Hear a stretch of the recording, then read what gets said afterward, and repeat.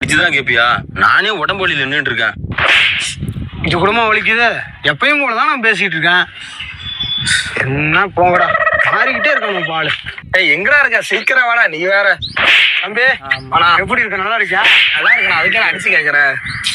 என்னடா எப்பயும் நல்லா இருக்கியா? பாக்க முடியல ஆளா கையண்ணா, இப்ப எதுக்கு நான் அடிச்சு பேசுறா? ஏண்டா தம்பி, உங்கள்ட்ட எப்பயும் பேசுற மாதிரி தான் எப்பயும் இப்படிதான் அடிச்சு இப்படி பேசுவான். சும்மா சொல்லிட்டேன். சும்மா பேசும்போது அடிச்சு அடிச்சு பேசுறான். கையை பிடிச்சிக்கிறான், காலை பிடிச்சிக்கிறான், உதட்ட பிடிச்சி தூக்குறான், நெத்தி மயத்தை பிடிச்சி இருக்கிறான். என்ன பண்றது? அடிச்சு விட்டியா? நானே அடிக்கலாம்னு தான் நினைச்சிட்டு இருந்தேன். ஐயோ, இந்த தாட்டி மூக்கு தான் உடைஞ்சது, அடுத்த தாட்டி பல்லையே உடச்சு போடுவான். உன்ன மாதிரி ஒவ்வொரு கேங்லையும் ஒவ்வொருத்தன் இருக்காயா. மூடிட்டு போயிரு.